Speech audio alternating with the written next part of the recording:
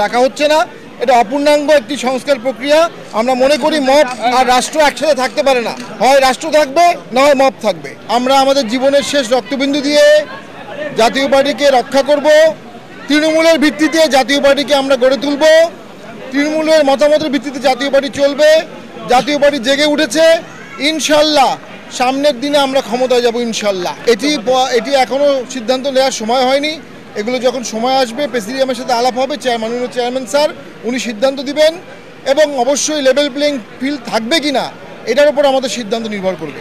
আমরা মনে করি সংস্কার প্রক্রিয়াটা অত্যন্ত ত্রুটিযুক্ত, কারণ সেখানে জাতীয় পার্টিকে ডাকা হচ্ছে না, এটা অপূর্ণাঙ্গ একটি সংস্কার প্রক্রিয়া। তবে আমরা আমাদের ব্যক্তিগত জায়গা থেকে, আমাদের চেয়ারম্যান স্যারও অনেক সময় বক্তব্যে বলেছেন, আমরা আমাদের ব্যক্তিগত জায়গা থেকে সংস্কারের বিভিন্ন প্রস্তাব দিচ্ছি এবং সেগুলো কিছু কিছু গ্রহণও হয়েছে। আমরা মনে করি দেশ এই মুহূর্তে নির্বাচনের জন্য যেভাবে মব হচ্ছে, যেভাবে সন্ত্রাস হচ্ছে, যেভাবে মানুষ পিটিয়ে মারা হচ্ছে, এখানে এই বর্তমান সরকার নির্বাচনের জন্য কোনো পরিবেশ সৃষ্টির সদিচ্ছা দেখাচ্ছে না। আমরা মনে করি মব আর রাষ্ট্র একসাথে থাকতে পারে না, হয় রাষ্ট্র থাকবে না হয় মব থাকবে। সরকারকে মব নিয়ন্ত্রণ করতে হবে, মব নির্মূল করতে হবে, নির্বাচনের লেভেল প্লেইং ফিল্ড করতে হবে, অন্তর্ভুক্তি ইলেকশনের ব্যবস্থা করতে হবে।